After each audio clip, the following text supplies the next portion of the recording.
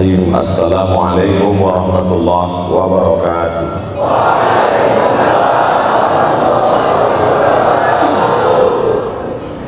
Alhamdulillah wa kafa wassalatu wassalamu ala al-habibil mustafa wa ala alihi wa ashabihi ahli tuqa wal wafa. Subhanaka la ilma lana illa ma 'allamtana innaka antal alimul hakim. Rabbi shrah li sadri wa yassir li amri wa hlul 'uqdatam min lisani yafqahu qawli.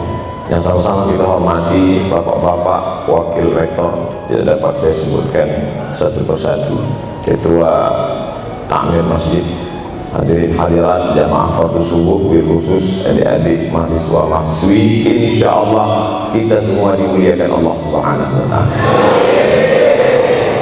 Man shallat subha fi jama'atin, siapa yang salat subuh berjamaah, faka'annama shallal laila kullah, dapat pahala seperti salat sepanjang malam. Berarti kita sudah salat sepanjang malam, tapi tetap besok malam tahajud. Jangan karena sudah sholat subuh berjamaah lalu tidak lagi tahajud, apalagi yang memang tak pernah tahajud, dan ini dijadikan alasan besok kalau ada orang membangunkan dia, bangun sholat tahajud. Man shallat subha fi jama'ah faka'annama shallal laila kullah. Man shallat subha fi jama'atin, siapa yang salat subuh berjamaah, kana fi zimmatillah. Dalam hadis yang lain, siapa yang salat subuh berjamaah, maka sampai petang sampai malam nanti dia akan mendapatkan zimmatillah, tanggungan. Makna tanggungan, dipelihara, dijaga Allah zahir dan batin. Kalaupun dia mati hari itu, matinya dalam istiqamah dan husnul khatimah.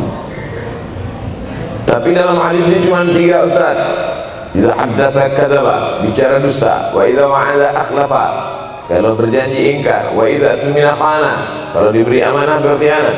Dalam hadis lain, kalau sudah terlihat orang salat subuh berjamaah, insyaallah diselamatkan dari nifaq, kemunafikan dalam hatinya. Munafik diambil dari 3 huruf nafaqa. Nafaq, panal, terowongan, 2 pintu, ada pintu masuk, ada pintu keluar, punya 2 wajah, berbeda zahir, berbeda batin. Tapi salah satu tanda adalah pada sholat subuh. Mudah-mudahan Allah menyelamatkan kita dari sifat munafik. Makanya perempuan-perempuan kalau mau dapat suami yang selamat dari munafik, inilah dia pasukan sholat subuh ini. Selesaikan aja dulu 8 semester.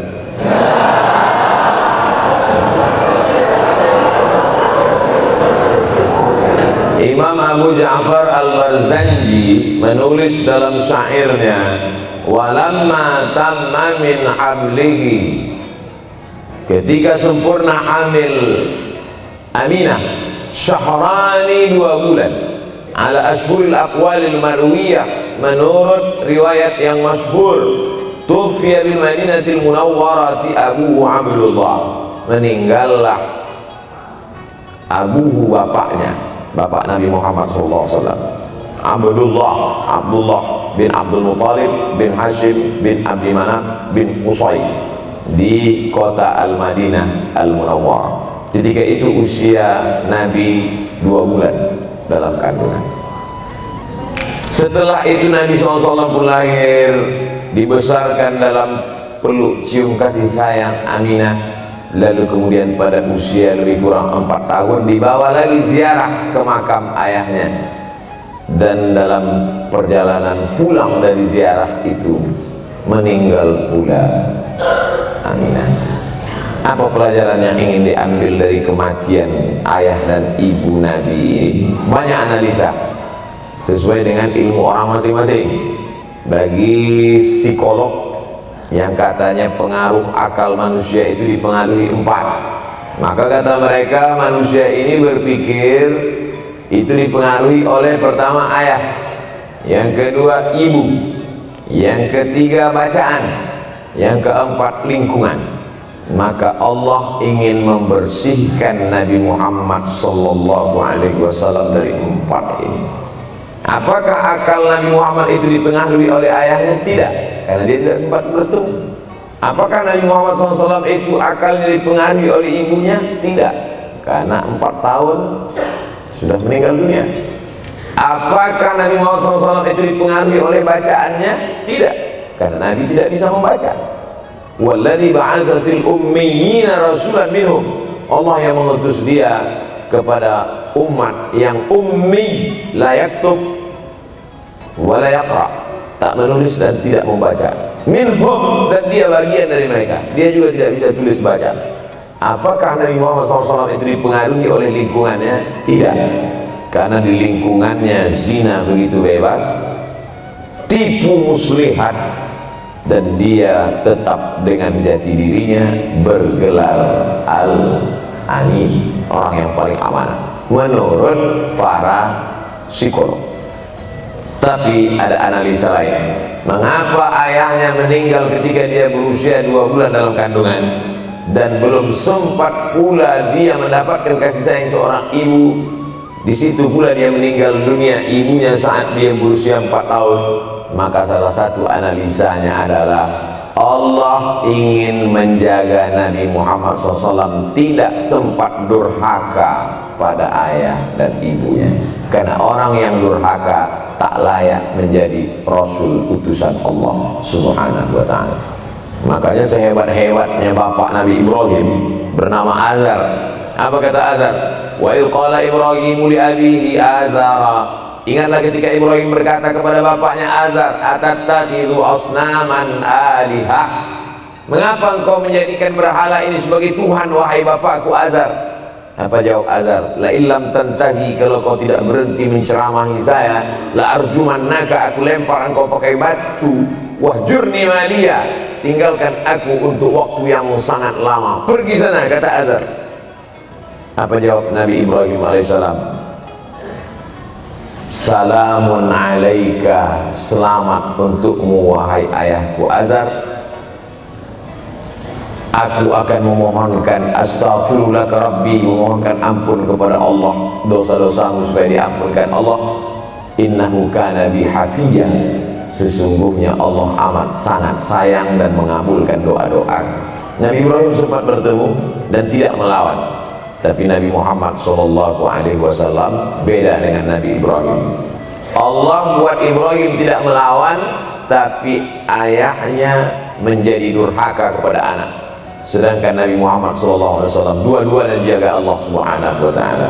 Nabi Muhammad dijaga sehingga tidak sempat durhaka kepada Abdullah dan Aminah, dan Allah pula menjaga Abdullah, menjaga Aminah, sehingga tidak sempat menyakiti manusia yang paling mulia, Nabi besar Muhammad sallallahu alaihi wasallam. Saya tidak memilah-milih nabi-nabi, karena kita memang tidak boleh la nufarriqu baina ahadin mir rusuli. Kita tidak boleh membeda-bedakan antara satu nabi dengan nabi yang lain. Lalu yang membedakan itu siapa? Allah Subhanahu wa ta'ala. Dari cara panggilnya saja berbeda. Kalau Nabi Adam dipanggil Allah, ya Adam uskun anta wa zawjukal jannah. Nabi Yahya dipanggil Allah, ya Yahya khudhil kitaba biquwwah. Nabi Isa dipanggil Allah, ya Isa inni istafaituka 'alan nas. Tapi Nabi Muhammad SAW, Allah tidak pernah manggil dia ya Muhammad. Allah panggil dia dengan 2 sebutan. Pertama, ya ayyuhar rasulu balligh, wahai Rasul. Dalam panggilannya yang lain, ya ayyuhan nabiyyu jahidil kuffar. Bukan kita yang membedakan, Allah yang membedakan cara panggilan untuk Muhammad sallallahu alaihi wasallam. Begitu juga dengan berdoa. Kalau Nabi Musa alaihissalam, dia yang berdoa, Rabbi shrah li sadri, lapangkan dadaku, wa yassirli amri, mudahkan urusan. Tapi Nabi Muhammad tidak berdoa, Allah langsung memberi. Apa kata Allah? Alam nashrah laka sadrak. Apakah belum kulapangkan dadamu? Wa rafa'na laka dzikrak, kami angkat beban. Alladzi anqadha dhahrak, yang membebani pundak.